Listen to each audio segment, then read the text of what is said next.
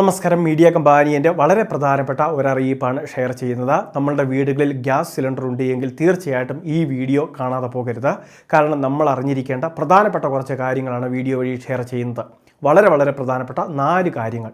അതിലേറ്റവും ആദ്യത്തേത്, നമ്മളുടെ വീടുകളിലെ ഗ്യാസ് സിലിണ്ടറിൻ്റെ ബുക്കിങ്ങിൻ്റെ കാലയളവ് ഇപ്പോൾ കുറച്ചിട്ടുണ്ട്. നഗരപ്രദേശങ്ങളിൽ 25 ദിവസവും ഗ്രാമപ്രദേശങ്ങളിൽ 45 ദിവസത്തെ സമയപരിധിയായിരുന്നു മുൻപ് നിശ്ചയിച്ചിരുന്നത്. എന്നാൽ ആ പരിധിയിൽ ഇപ്പോൾ മാറ്റങ്ങൾ വരുത്തിയിട്ടുണ്ട്. ഇപ്പോൾ യുദ്ധ സാഹചര്യങ്ങളൊക്കെ ഇപ്പോൾ അയഞ്ഞിരിക്കുന്ന സാഹചര്യത്തിലാണ് ഇപ്പോൾ ഈ ഇളവ് വരുത്തിയിട്ടുള്ളത്. അതുകൊണ്ട് തന്നെ 25 ദിവസത്തിന് ശേഷം ഇപ്പോൾ പലർക്കും ബുക്ക് ചെയ്യാൻ സാധിക്കുന്നുണ്ട്. അതുകൊണ്ട് തന്നെ 45 ദിവസം കാത്തിരിക്കേണ്ട ആവശ്യമില്ല. അതുകൊണ്ട് തന്നെ നിങ്ങൾക്കിപ്പോൾ ബുക്ക് ചെയ്യാൻ സാധിക്കുമോ എന്ന് ഒന്ന് നോക്കുക. ഒരു പക്ഷേ നമുക്ക് എല്ലാവർക്കും തന്നെ ഇത്തരത്തിൽ 25 ദിവസത്തിന് ശേഷം ബുക്ക് ചെയ്യാൻ സാധിക്കുന്നതായിരിക്കും. ഇനി മറ്റൊരു പ്രധാനപ്പെട്ട കാര്യമുള്ളത്, ഗ്യാസ് സിലിണ്ടറുമായി ബന്ധപ്പെട്ട് ഗ്യാസ് സിലിണ്ടറിൻ്റെ മുകൾ ഭാഗത്തായിട്ട് പ്രത്യേക കോഡുകൾ കാണാൻ സാധിക്കുന്നതാണ്. അത് ഗ്യാസ് സിലിണ്ടറിൻ്റെ എക്സ്പയറി ഡേറ്റ് ആണ് എന്നൊരു കാര്യം പ്രത്യേകം ശ്രദ്ധിക്കണം. ABCD എന്നിങ്ങനെ 4 ക്വാർട്ടറുകളായിട്ട് ഇത് തിരിച്ചിരിക്കുകയാണ്. A എന്ന് ഉദ്ദേശിക്കുന്നത് ജനുവരി, ഫെബ്രുവരി, മാർച്ച് മാസവും, അതോടൊപ്പം തന്നെ B എന്ന് ഉദ്ദേശിക്കുന്നത് ഏപ്രിൽ, മെയ്, ജൂൺ എന്നിങ്ങനെ അടുത്ത് വരുന്ന 3 മാസങ്ങളാണ്. അങ്ങനെ 3 മാസം വീതം ഇങ്ങനെ തിരിച്ചിരിക്കുകയാണ്. അങ്ങനെ 4 ക്വാർട്ടറുകളായിട്ട് തിരിച്ചിട്ടുണ്ട്.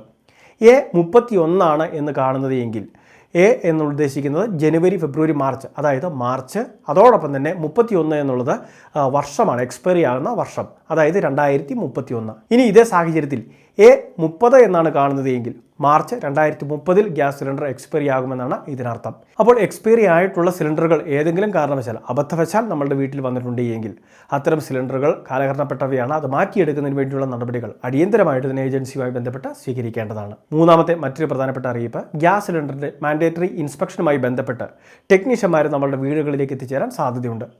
അവരുടെ കയ്യിൽ കൃത്യമായിട്ട് നമ്മളുടെ ഏജൻസിയിൽ നിന്ന് ലഭിക്കുന്ന അല്ലെങ്കിൽ ഏജൻസി നൽകുന്ന പ്രത്യേക ഒരു ഫോം ഉണ്ടാകും. അതിൽ കൃത്യമായിട്ട് ഒരു സർട്ടിഫിക്കറ്റ് പോലെയാണ് കൃത്യമായിട്ട് നമ്മളുടെ ഗ്യാസ് സിലിണ്ടർ, അതുമായി ബന്ധപ്പെട്ട റെഗുലേറ്റർ, ഹോസ്, ഈ കാര്യങ്ങളെല്ലാം പരിശോധിച്ച ശേഷം അതിൻ്റെ സുരക്ഷയെ സംബന്ധിക്കുന്ന വിവരങ്ങളെല്ലാം തന്നെ സർട്ടിഫൈ ചെയ്ത് നൽകുന്നതാണ്. ഇത്തരത്തിൽ സർട്ടിഫിക്കറ്റ് വാങ്ങി സൂക്ഷിക്കുന്ന കാര്യം പ്രത്യേകം ശ്രദ്ധിക്കുക. അതുമാത്രമല്ല, ഇത്തരത്തിൽ ടെക്നീഷ്യന്മാരെത്തുമ്പോൾ അവരുമായിട്ട് സഹകരിക്കുക. കാരണം ഇൻഷുറൻസ് പോലുള്ള കാര്യങ്ങൾ നമുക്ക് ലഭിക്കേണ്ടതാണ്. അതുകൊണ്ട് തന്നെ ഈ കാര്യങ്ങളൊക്കെ, ഈ സുരക്ഷയുടെ ഭാഗമായിട്ട് ഈ നടപടികളൊക്കെ അവരുമായിട്ട് സഹകരിച്ച് തന്നെ പൂർത്തിയാക്കുന്നതിന് വേണ്ടി ശ്രദ്ധിക്കേണ്ടതാണ്. 200 രൂപയോളമാണ് സർവീസ് ചാർജ് വരുന്നത്. അത് നിർബന്ധമായിട്ട് കൊടുക്കേണ്ടതാണ്. അതോടൊപ്പം തന്നെ സെൻട്രൽ, അതോടൊപ്പം തന്നെ സ്റ്റേറ്റ് GST കൂടി വരുമ്പോൾ 236 രൂപയോളം നമ്മൾ കൊടുക്കേണ്ടതായിട്ടുണ്ട്. 5 വർഷത്തിലൊരിക്കൽ നടത്തുന്ന നിർബന്ധിത ഒരു ഇൻസ്പെക്ഷനാണ്. അപ്പോൾ നമ്മളെല്ലാവരും തന്നെ, അത് ഇന്ത്യൻ ആയിക്കോട്ടെ, HP ആയിക്കോട്ടെ, ഭാരത് ആയിക്കോട്ടെ, എല്ലാ മേഖലയിലും ടെക്നീഷ്യന്മാർ വരുന്ന സമയത്ത് അവരുമായിട്ട് സഹകരിക്കുക. എന്തെങ്കിലുമൊക്കെ സംശയങ്ങളുണ്ടെങ്കിൽ ഏജൻസിയുമായിട്ട് ബന്ധപ്പെട്ടാലും മതിയാകും. ഏറ്റവും അവസാനത്തെ പ്രധാന അറിയിപ്പ്, ഗ്യാസ് സിലിണ്ടറിൻ്റെ സബ്സിഡി സ്കീം ഉജ്ജ്വൽ യോജനയ്ക്ക് മാത്രമായിട്ട് പരിമിതപ്പെടുത്തിയിട്ടുണ്ട്.